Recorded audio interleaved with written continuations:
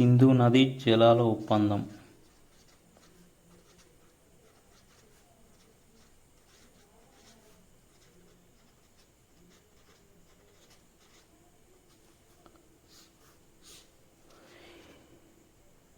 జమ్మూ కాశ్మీర్లోని పహల్గామ్ అనే ప్రాంతంలో బైసరన్ లోయలో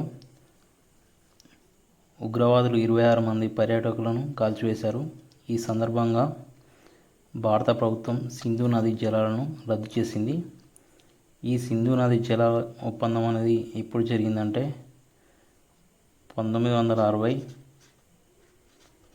సెప్టెంబర్ 19న పాకిస్తాన్లోని కరాచీ అనే ప్రాంతంలో జరిగింది. దీనికి మధ్యవర్తి వరల్డ్ బ్యాంక్. దీని మీద సంతకం చేసింది భారత ప్రధాని నెహ్రూ మరియు పాకిస్తాన్ ప్రధాని అయూబ్ ఖాన్. అయితే ఈ ఒప్పందం ప్రకారం 3 నదులు భారత్కు కేటాయించారు.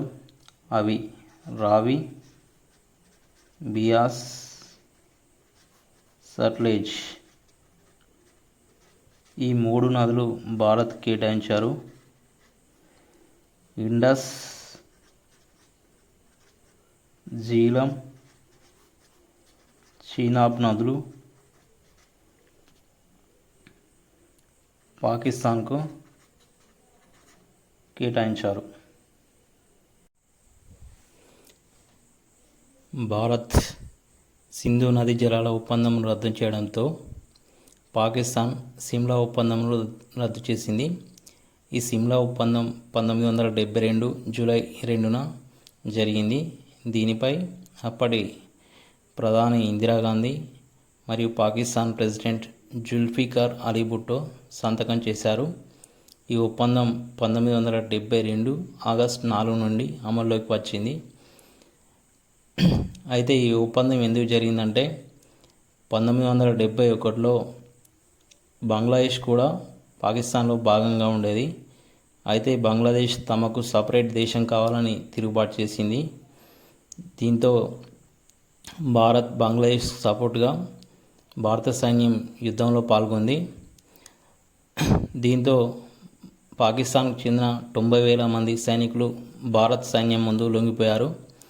అయితే ఈ యుద్ధం ముగిసిన 16 నెలల తర్వాత 1972 జూలై 2న ఈ ఒప్పందం జరిగింది. ఈ ఒప్పందం ప్రకారం ఇరు దేశాలు అంటే భారత్ మరియు పాకిస్తాన్ మధ్య ఏదైనా సమస్యలు వస్తే 3వ దేశం యొక్క ప్రమేయం లేకుండా చర్చల ద్వారా పరిష్కరించుకోవాలి. మరియు జమ్మూ కాశ్మీర్లో ఉన్నటువంటి ఎల్ఓసిని ఇరు దేశాలు అంగీకరించాలి. మరియు ఎల్ఓసికి సైనికులు ఎంత దూరంలో ఉండాలి అనే విషయాన్ని నిర్ణయించారు. మరియు భారత్ సైన్యం ముందు లొంగిపోయిన 90,000 మంది పాక్ సైనికులను భారత్ విడుదల చేయాలి. మరియు భారత్ ఆక్రమించుకున్న పాక్ భూభాగాలను భారత్ తిరిగి ఇచ్చివేయాలి. ఇవి సిమ్లా ఒప్పందంలో చేసుకున్న అంశాలు.